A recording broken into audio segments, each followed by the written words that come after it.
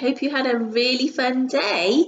I think lots of you have tried going on a nature walk today, just like Miss Alyssa did. Can you tell me one of the things you found on your walk?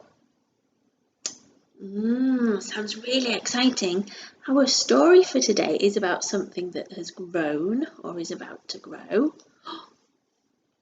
It's called The Tiny Seed. It's by an author called Eric Carle. Do you recognise his name?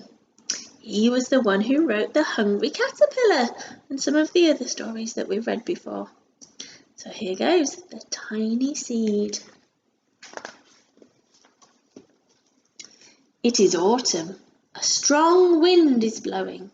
It blows flower seeds high in the air and carries them far across the land. One of the seeds is tiny, smaller than any of the others. Will it be able to keep up with the others? And where are they all going? One of the seeds flies higher than the others. Up, up it goes. It flies too high and the sun's hot rays burn it up. But the tiny seed sails on with the others. Another seed lands on a tall and icy mountain. The ice never melts and the seed cannot grow. The rest of the seeds fly on, but the tiny seed does not go as fast as the others.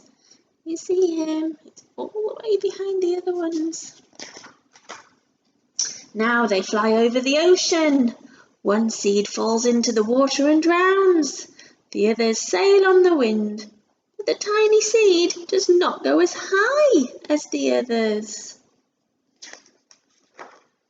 One seed drifts down onto the desert. It is hot and dry and the seed cannot grow. Now the tiny seed is flying very low, but the wind pushes it on with the others.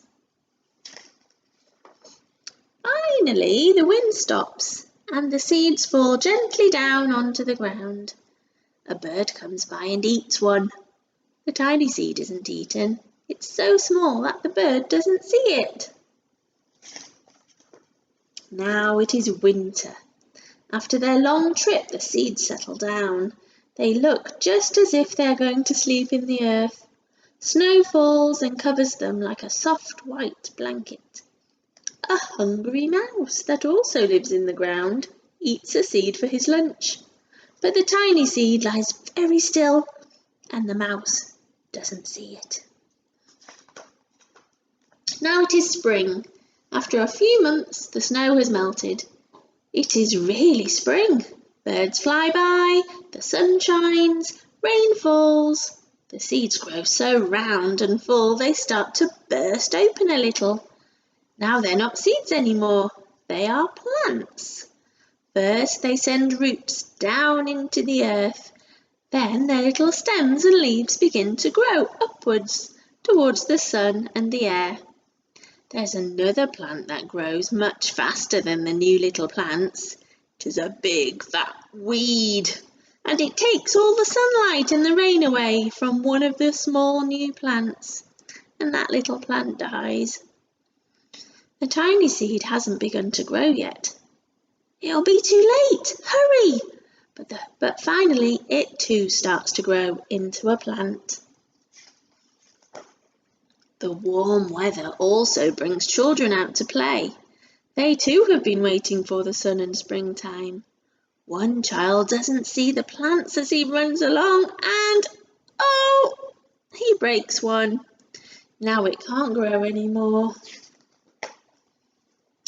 The tiny plant that grew from the tiny seed is growing fast, but its neighbour grows even faster. Before the tiny plant has 3 leaves, the other plant has 7. And look, a bud, and now even a flower. But what is happening? First there are footsteps, then a shadow looms over them, then a hand reaches down and breaks off the flower. A boy has picked the flower to give to a friend. It is summer. Now the tiny plant from the tiny seed is all alone. It grows on and on. It doesn't stop. The sun shines on it and the rain waters it. It has many leaves. It grows taller and taller. It is taller than the people. It's taller than the trees. It is taller than the houses. And now a flower grows on it. People come from far and near to look at this flower. It's the tallest flower they have ever seen. It's a giant flower. All summer long, the birds and bees and butterflies come visiting. They've never seen such a big and beautiful flower. Now it's autumn again.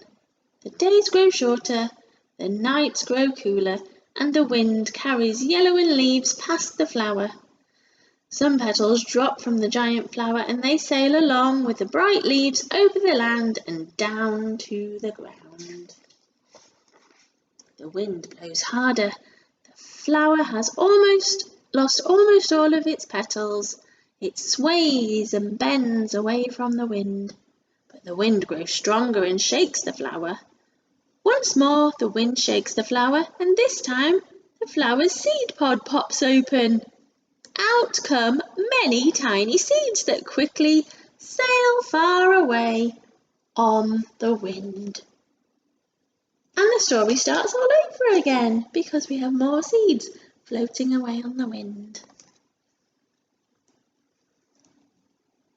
Hope you enjoyed that story, boys and girls. I'm really enjoying looking at all of the things that you're finding around your home that grow. Keep on going with that, and maybe tomorrow you'll go on another nature walk and see what else you can find. We're going to say goodbye for today. We'll see you soon.